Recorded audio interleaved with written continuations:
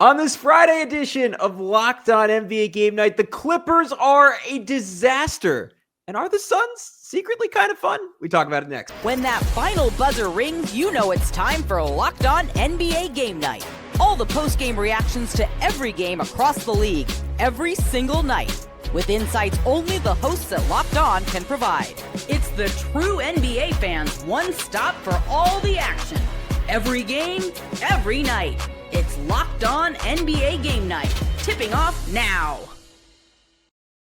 Locked On NBA Game Night, every game, every night. I'm Gavin Schall, filling in for Jackson Gatlin, and he is Ryan Blackburn, the host of the Locked On Nuggets podcast, and he's filling in for David Ramil. We appreciate you guys tolerating the substitutions on a night where there was just one game. The Phoenix Suns blow out the Los Angeles Clippers 115-102. We're going to get into it in just a sec. But first, I want to tell you that today's show is brought to you by our good friends over at FanDuel. Right now, new customers can bet just $5. And if your bet wins, you'll get $300 in bonus bets to use across the app. Head to FanDuel.com to get started. Clippers are a disaster, Ryan. Suns are, I think, maybe the franchise that coming out of last year. I'm sure I'm forgetting someone. Like, obviously things don't look good in Utah and haven't for a while. The Pelicans, after trading their picks, it's pretty dark over there. I thought Phoenix coming out of last year might have just been like the single most depressing situation in the NBA. And it shows you like a good coach and some enthusiastic young talent and a superstar who wants to be there can do, because 9 games in, they're 4-5, and Jordan Ott has them playing like intentional, connected, skilled basketball on both ends of the floor right now. Oh yeah. I mean, it's been interesting to watch them. They are one of those teams that I think everybody kind of wrote off at the beginning of the season, knowing that they lost Kevin Durant, knowing that they traded for Jalen Green and Dylan Brooks and guys like that, and thinking, okay, how could they possibly be better? Well, the vibes are immaculate. You lose Bradley Beal, who looked miserable out there tonight, and you lose Kevin Durant, who's never been a vibes king himself. And suddenly the team is just playing a little bit more frisky, a little bit more focused.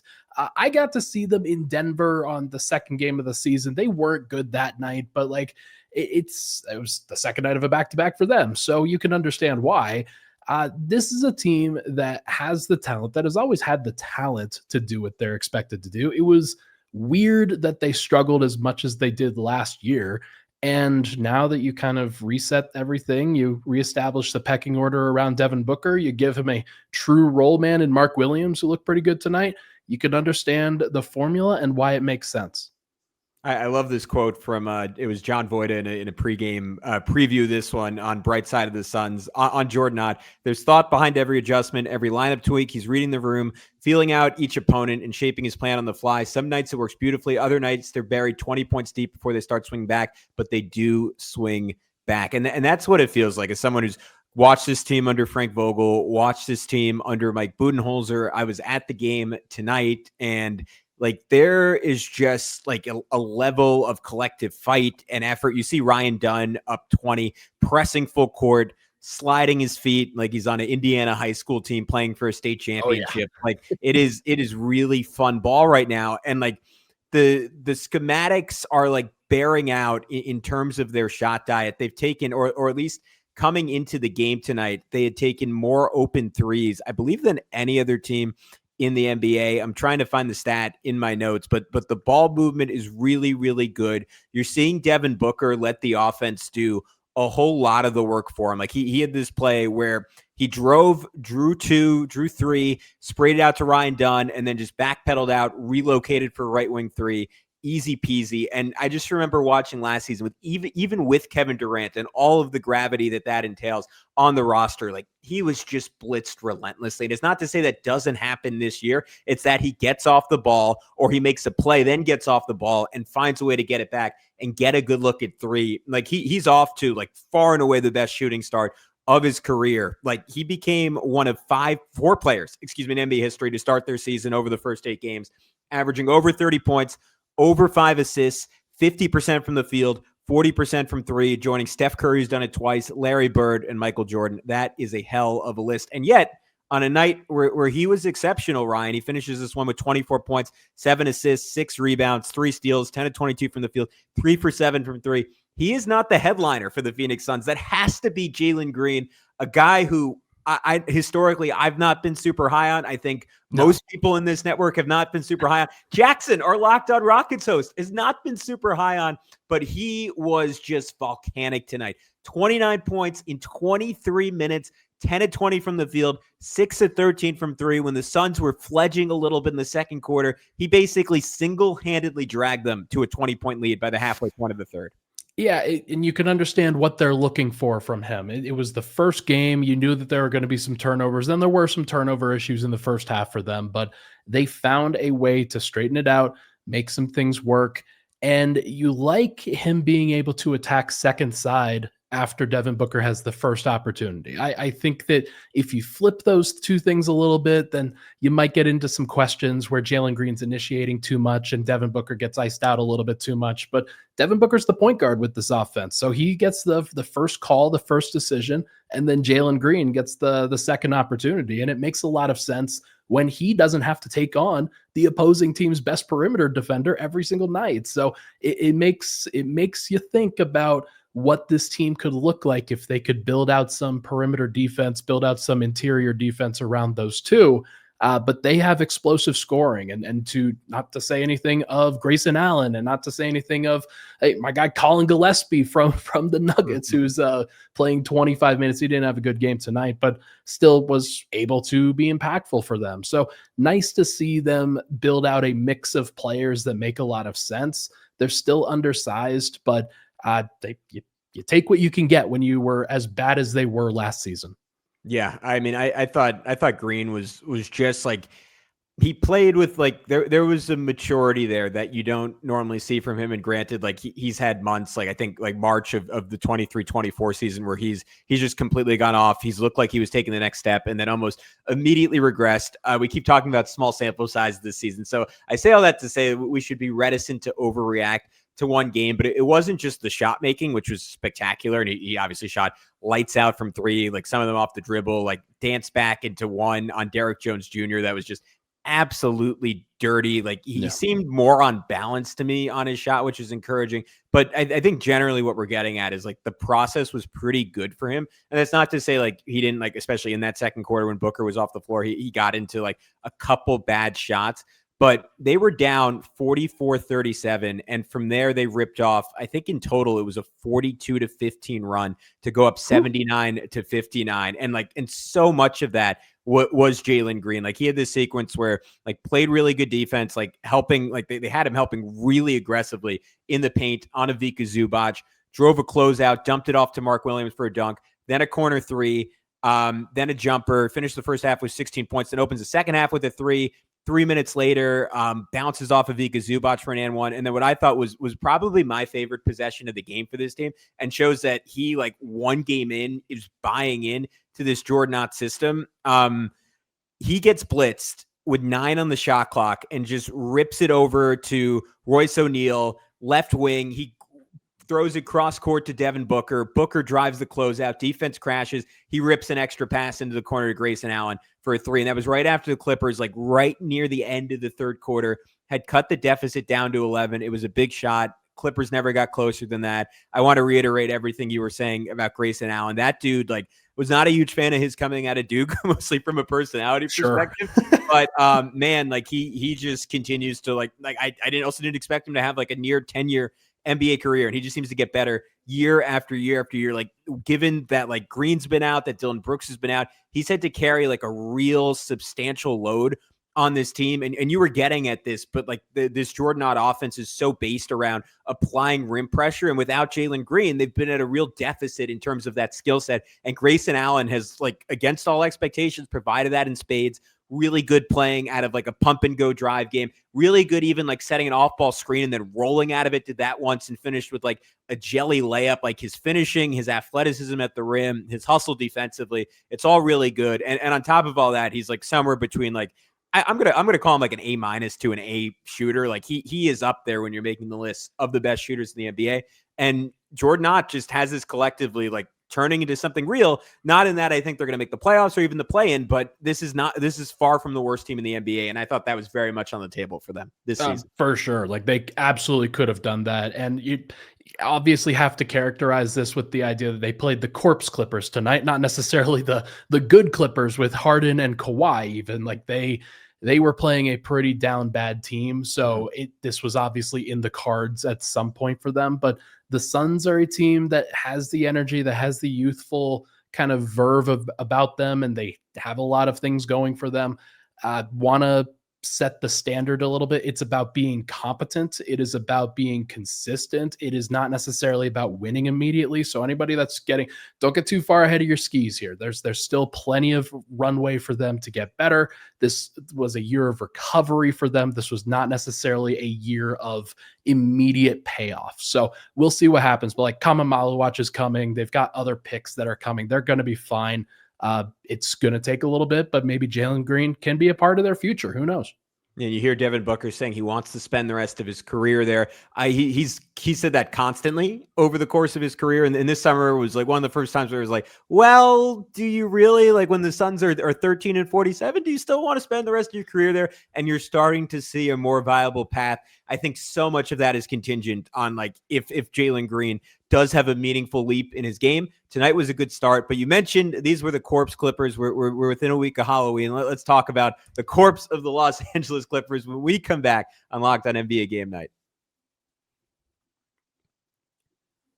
You are locked on NBA Game Night, every game, every night. And before we continue, I want to tell you about our good friends over at DoorDash. The NBA season is heating up, and DoorDash has found the perfect way to keep fans in their bag all season long. Whether you're watching for the highlights of your fantasy team or just your favorite player, DoorDash makes every game night even better. DoorDash is the official on-demand delivery platform of the NBA, and they're celebrating with something called the Bag Drop. Every time an NBA player scores 50 or more in a game, DoorDash drops 50% off your order with Dash Pass the next day, and you're automatically entered for a chance to win the ultimate fan bag. We're talking player-inspired drip, exclusive gear, and stuff you'll actually want. DoorDash has you covered for late-night highlights, last-minute watch parties, and double OT fuel-up. So next time someone goes off for 50, use promo code NBA50 the next day. You get 50% off on DoorDash with Dash Pass, plus your shot at the bag drop. Dash Pass members only 50% off up to $10 a day after a 50-point game with promo code. Terms apply. No purchase necessary. Ends April 13th. Open to U.S. residents 21 or older. Visit DoorDashInYourBag.com for full details. DoorDash in your bag all season long.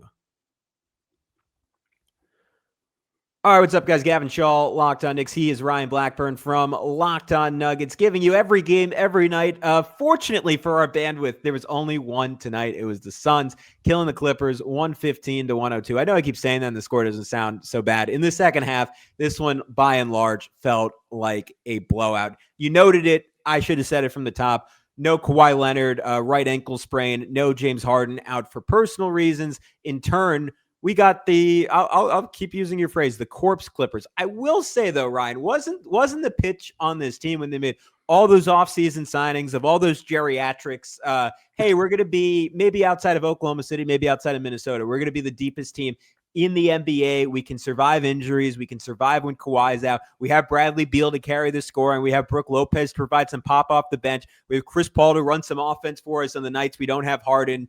We have Bogdanovich to do a little bit of everything with those groups. We have John Collins, who could rip off a 25-point or 30-point game on a night. When those guys are missing, we have Ivica Zubac, who's one of the 50 or so, maybe even higher than that, best players in the NBA. And yet, they get ran by the Suns in this one. I was on Clippers Reddit. They were comparing this team to the Paul Pierce, Kevin Garnett's Nets. That's not a comp you want, Ryan. Oh, that is not a comp you want. But like, it is kind of fitting, like it does make a lot of sense. You're trusting in players that like, hopefully they've got another year in them. And that's a Paul Pierce one if I've ever seen it.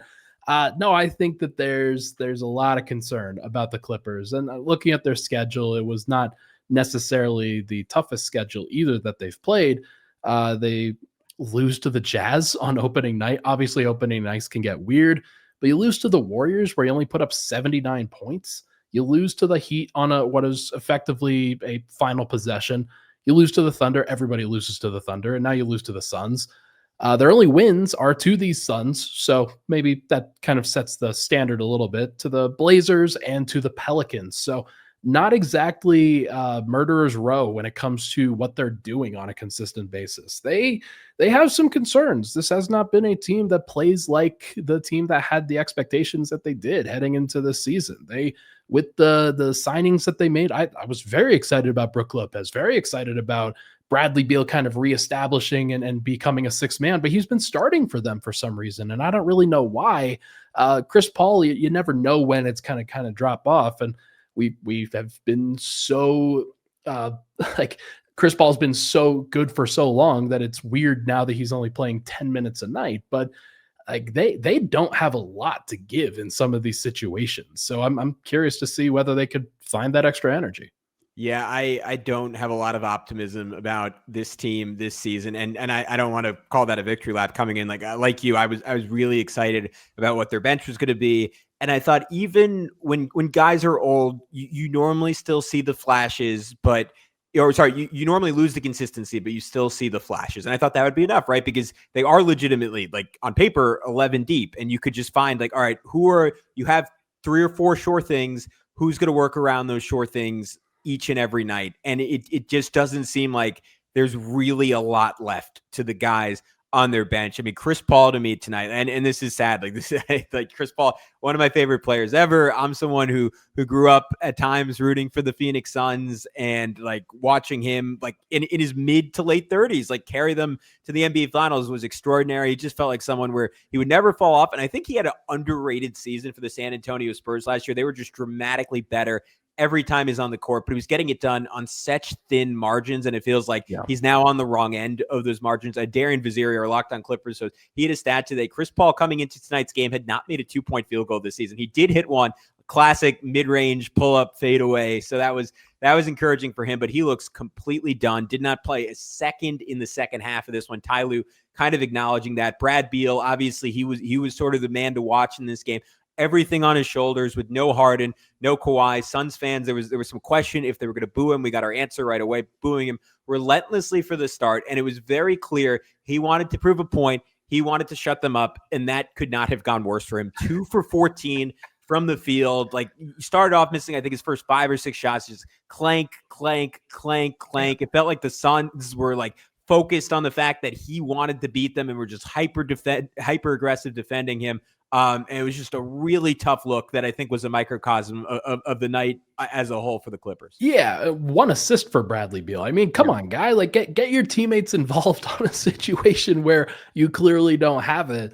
That's a pretty ugly stat line, and that's one where I think kind of a microcosm of what the Clippers are when things aren't going the efficient way that James Harden usually puts them in that direction. Like, James Harden is a marvel in a lot of ways, because look at what he has done with this particular group throughout the season. And now when he's not out there, it gets a little bit worse. So and that's the understatement of the year. So I do think that there are reasons to believe that the Clippers will be fine, but they've got to find it themselves too. There's no telling in the Western Conference how low you can go, just waiting for for other teams to help you climb out. Like, they're not going to help you. There are so many teams in the Western Conference. Like, the Jazz are still competent right now. They won't be in a little bit, but like there are still so many teams that have playoff aspirations. If you keep losing these games on a consistent basis, then you are never going to get a high seed, and you're always going to play a tough matchup in the first round, which is exactly what happened to them last year when they lost to some team in Denver.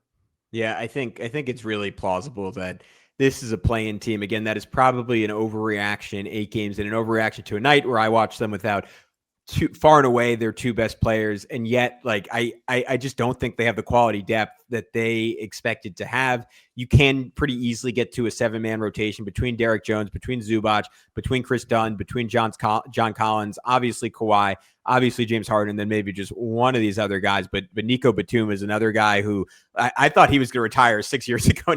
And we do not accept any Nico Batum slander on this show. I watched him in the playoffs last year. He was their 3rd best player. He's sick. I mean, it's great. Like, he was better from ages like 34 to 37 than he was 30 to 33. I don't know if the stats back them up, but that's what my eye test and my heart says. He's been amazing last few years. 18 minutes in this one, no points, 2 rebounds, 1 assist. He looks done. Brook Lopez can still play some drop defense, can still hit a 3. occasionally post up a mismatch. You're not getting a lot more than that. Bogdanovic, like, fine game, but like he didn't. I thought he would have a really good game in this one when they needed somebody. I think like will continue to help them out, especially if they don't have the great initiation from Chris Paul. Like they will get enough from Bogdanovic throughout the year as a spacer, a little bit as a defender, a little bit as a passer, a little bit of everything with him. I still think that he's got a lot to give them in particular, but they still have such a weird mix to me of different pieces that like there's not enough athleticism out there. There's not enough youth out there. Cam Christie, maybe he's somebody that can give them at least something off the bench, but so many of their young guys that they have tried before have just been pretty shaky. So we'll see if they could get to something, but Bogdan he'll be a contributor for them, but is that going to be enough? Probably not.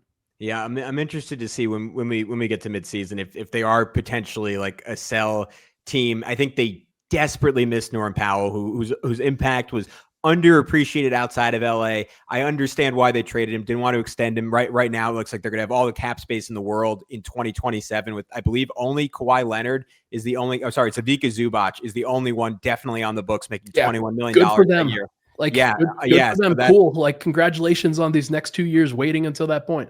Yeah, we'll see. But they wanted to keep that open. It makes sense. But man, they if they thought Brad Beal was going to give them 90% of what Norm Powell gave them last year, they're getting about 5% of that. Like he was an all-star in any other conference, but last year's West, like 24 points a game, close to 50, 40, 90 splits. He was exceptional. And they just don't have that on this roster. And you wonder, like, if teams call, I mean, who knows? Harden's been traded so much and he's older. I don't really know who would want him on his contract. Kawhi with the aspiration stuff hanging over, it gets tricky. Zubac would be the one obvious guy who like most of the NBA could use. And he's gotten off to a slow start this year. He was really good in this game. 23 points, 11 rebounds. His defense has not been on that like A+ level that it was for most of last year. He looked good to me, or fine enough on that end of the floor. If he continues to improve, it's going to help them once they get healthy. But this was not a good night to be a Clippers fan. To your point, shout out Cam Christie. Excellent point of attack defense. He could be a guy who takes on some of those minutes. I totally agree with you on that. But when we come back, we're going to play some buy or sell to wrap up this edition of Locked On NBA Game Night. But first, I want to tell you about our good friends over at FanDuel. The NBA is back, and there's no better place to get on the action than FanDuel, the official sports betting partner of the NBA. Even if you missed the start of the game or want to ride the hot hand, FanDuel has live bets on everything from who will score next to fourth quarter comebacks. Plus, you can even combine your live bets into a same-game parlay for a shot at a bigger payout. It keeps every game exciting, especially when your team's making the late push. I'm a big New York Giants fan. I was on the wrong end of that. The Denver Broncos came back from 26-8 down. If you would put some money on the Broncos, you might be paying for your kid's college. I don't know. Right now, FanDuel is giving new customers $300 in bonus bets when your first $5 bet wins. Head to FanDuel.com to sign up and play your game with FanDuel, the official sports betting partner of the NBA. We also want to tell you about our good buddies over at PrizePicks. This episode is brought to you by PrizePicks. You and I make decisions every day, but on PrizePicks, being right can get you paid.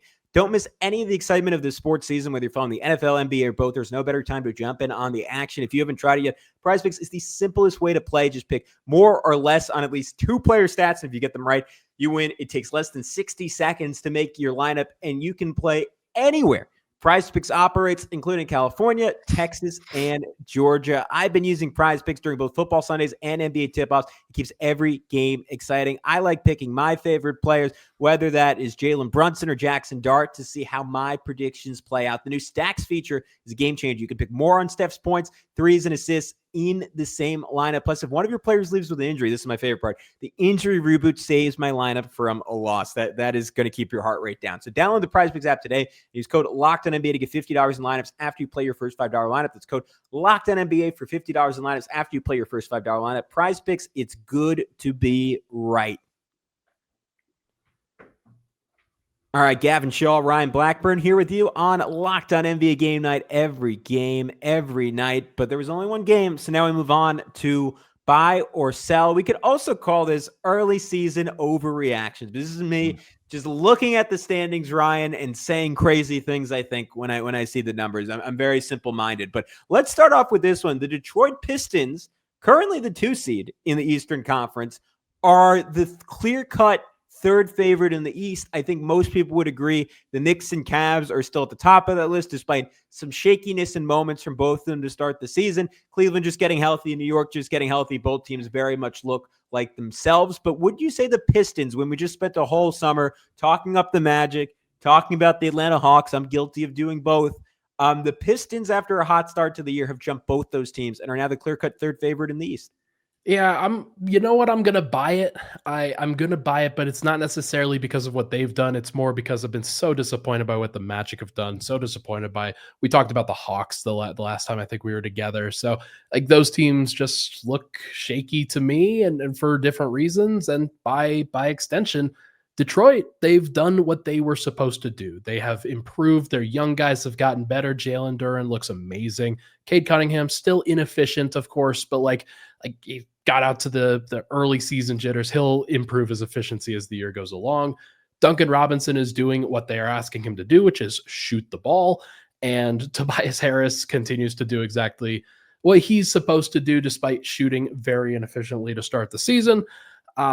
And yet they're winning. They have a lot of depth. They've got 7 guys averaging double figures. It seems like they have a lot of different pieces that you can really trust. Ron Holland becoming one of those guys is really interesting. So I'm curious to see what they bring to the table. But yeah, I think I buy it for them. Yeah, I buy it too, and I acknowledge it might be a little early season overreaction. Atlanta, like I give them a little bit more of a mulligan just because they haven't been healthy. But you know what? Like historically, a lot of guys on that team, Kristaps Porzingis, Jalen Johnson, have not been healthy. So that's something you have to take. Who could have foreseen, right? Like, yeah, I know, and it sucks. It's a bummer. You want to see those guys in the court. I think they're going to be an incredibly fun team. So prayers up to the Hawks. I hope they get healthy soon. Philly's been awesome to start the year. Like, still obviously questions about how sustainable is it with Joel Embiid. Like, he's putting up numbers, but does not look like himself doing it, is moving very awkwardly. The Bucks seem to have found a good formula around Giannis. The Bulls have obviously been excellent, 6-1, including a big comeback over Philly the other night. But I am taking the Pistons out of that group. We were talking about this the last time you were on, but I think Cade Cunningham is right there in that tier with Trae Young and Luka Doncic for the best pick and roll operator in the league. That game in Mexico City where you're 21, 18, and 6, and just lob after lob to Jalen Duren. And then they have that extra layer where you get Asar Thompson on the short roll when he's the screener, and then he can throw the lob to Duren. Just a lot of a lot of different facets to their offense, and the defense is just terrifying with Duren's development, with Asar Thompson's development. If Ron Holland can shoot the ball one stay on the floor, he is just an absolutely nasty defensive player. They're big across the board. They're smart. They're physical. We saw a preview of it in the first round against the Knicks last year. I would be even more scared to play them in the playoffs this year. They are really, really good. But let's flip to your Western Conference. Do you think the San Antonio Spurs are a top 6 team in the West? They are there right now. We haven't even seen them with De'Aaron Fox yet. Yeah, they started the season 5-0. It was really impressive. Schedule was pretty weak for them to start the year, but the couple of losses that they've had, one to the Suns, and I think a pretty well-discussed game where Wemby was bottled up by an awfully interesting Suns defense. I think I don't buy it yet. There are still so many pieces for them to get past. There are still, no, I can't really say that because like there's so many other teams that have been so shaky, like the Clippers, who we just kind of assume would be there. The Lakers, I'm not sure are going to be there. I think that there's like, we'll see. I mean, they're already 7-2. So like we'll see what happens with them, but no, you know what? I'm going to sell. I'm going to sell on the Spurs. I think that the Warriors will pass them. I think the Timberwolves will pass them, and they will finish 7th in the West. Ryan, we are locked in. OKC, Houston, Denver. I'm going to say locks as maybe not as your top 3, but certainly locks to be in the top 6. I would take Golden State. I would take Minnesota, and I guess that leaves them right on the precipice with the Lakers. I am just on the thinnest of margins, though, going to sell it. It feels like teams have started to figure some stuff out against Victor Wembanyama. Obviously, the Lakers, part of it was he was playing in foul trouble. They very much held him in check the other night, just applying layer after layer against him. I will say, if we get to see the best version of De'Aaron Fox this year, last season was dealing with a wrist injury, did not shoot the ball well after a year where he shot it fantastically for the Kings. If you get decent volume from 3, 38% from De'Aaron Fox, I think that will open up a lot for their offense and will just make them that much more dangerous. I could see them sneaking in as that 6th seed just because I haven't seen it yet. I'm going to say their youth falls off a little bit over the course of the year, even though they are not a team. You do not want to like have a great season in the Western Conference and see that freak of nature staring down at you on the other side of the court in round one in the West. That is a matchup all those teams will look to avoid. All right, let's flip to the bottom of the standings. Do you buy or sell that the Pacers right now at 1-7, I believe tied for the worst record in the NBA with the Wizards, with the Nets, finish with a bottom 6 record in the league? Sell. I think they're going to be fine. I think that they are so injured right now that it has really disrupted everything that they've wanted to do. I don't like, we haven't seen enough of Benedict Mathurin yet. We haven't seen enough of Andrew Nembhard yet. TJ McConnell hasn't even played, I don't think. And their center position is still so like unsettled in terms of what they're going to do. I think that'll settle throughout the year, whether it's somebody that they trade for, whether it's somebody that emerges and is a little bit more consistent. They've been horrible to start the season though, and like there's reason to not have faith. But I think the Wizards will be behind them. I think the Nets. I think the Hornets will drop back down. The Mavericks, sneaky candidate there. The Pelicans and the Jazz, I think, will be the 6 bottom teams in the NBA. Yeah, 4 of their 7 losses by 6 points or less. They've consistently been in these games, to your point, with all the injuries, especially Mathurin, who looked just amazing on offense to start off the year.